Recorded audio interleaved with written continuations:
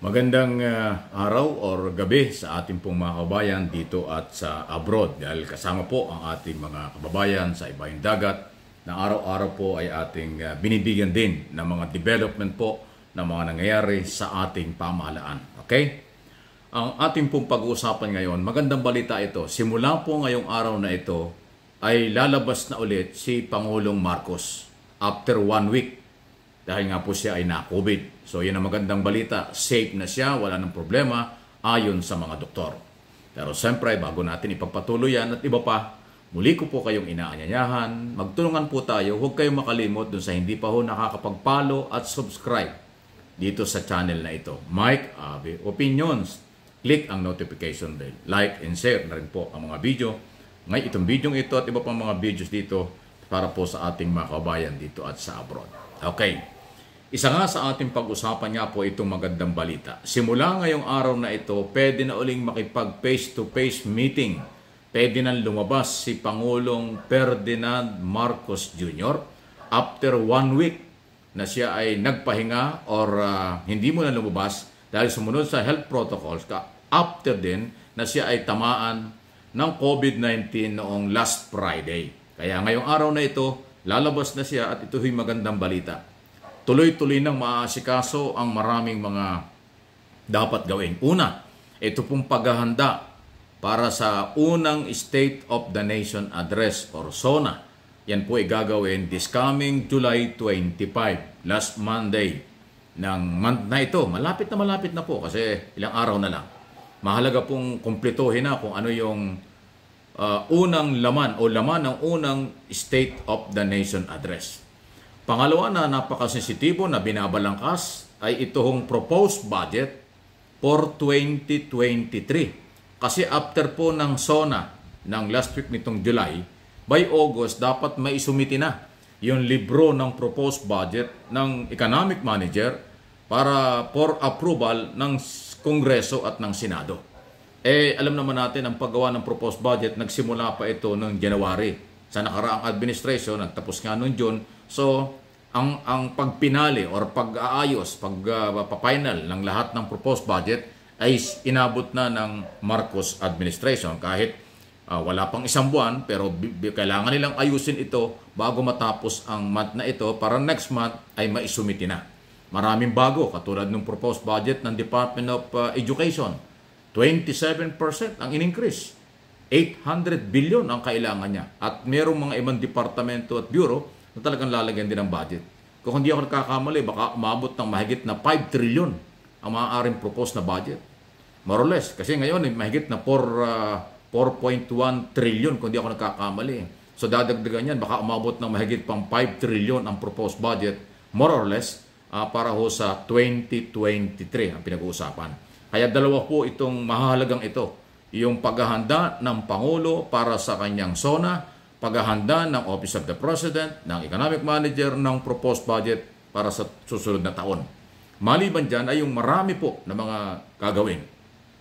Isa nga dyan yung paniniyak na itutuloy ang Build Program, ang mga infrastructure project, mga release ng tren, mga tren natin all over, hindi lang Luzon, hindi lang Metro Manila, ay iniutos na rin ipagpatuloy pati itong subway na mula may Valenzuela na pupunta ng Quezon City at tutuloy din yan hanggang sa Pasay City. Pero malaking project yan, matagal na trabaho yan.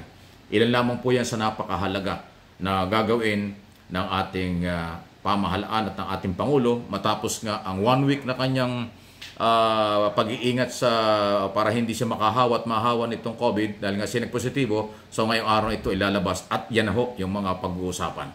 Kung yung mga gunita isang araw lang kahit na ho siya ay hindi pwede ng face-to-face, nagpatawag pa rin ng cabinet meeting. Kasi mahalaga nga yung katulad ng kanyang pinangako na once a week or twice a week, kung anumang oras, anytime nakakailanganin, ang cabinet meeting ay gagawin. Kaya kahit nga po may nararamdaman. So yan po yung isa sa magandang balita para sa inyo, mga Marcos supporters, followers dito at sa abroad at sa lahat ng Pilipino. Dahil pinag-uusapan dito, Pangulo, Presidente ng lahat ng Pilipino, ang ating Pangulong Marcos Jr. Okay?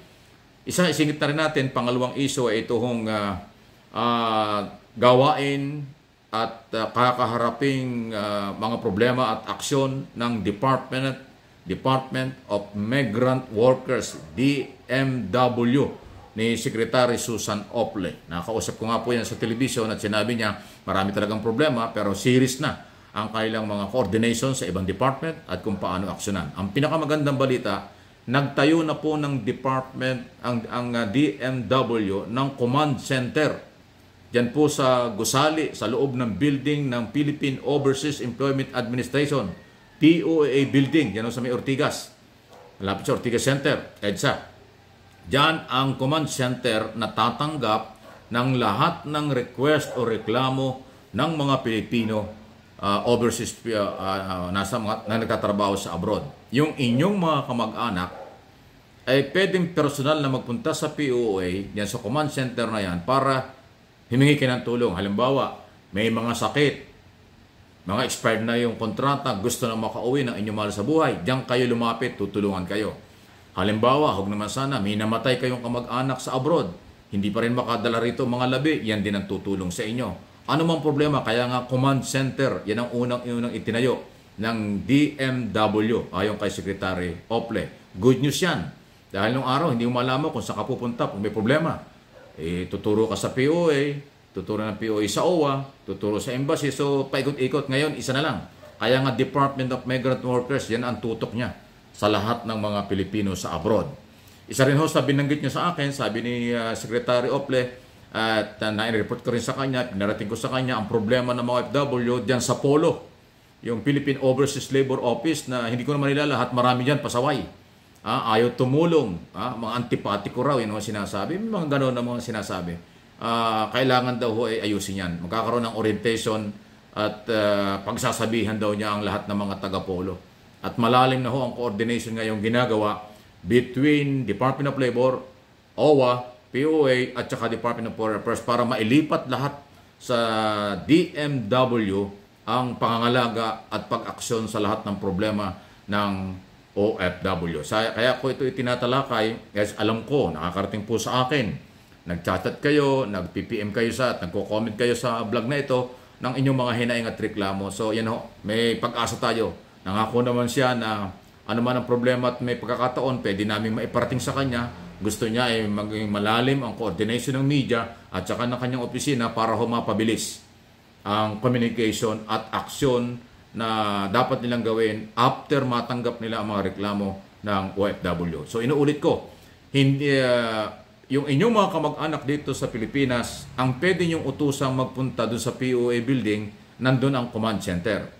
Kung wala naman hong kamag-anak kayong pwede mag-asikaso, online, meron doon online, hanapin niyo sa website nila, DMW, yung website nila, at doon po ninyo, doon kayo makipag-coordinate para kayo matulungan at sabihin nyo ang detalye ng inyong mga kailangan tulong dyan po sa labas ng bansa. So, ayan po yung major development at pinaparating ko sa inyo dahil ito'y pabor sa inyo. Dalawang magagandang balita ang pinagkaloob ko sa inyo sa araw na ito at pagkakataong ito. Okay? Maraming pong salamat. Hanggang dyan muna muli. Muli, saludo po ako sa lahat ng Pilipino. Thank you po. Ingat lang.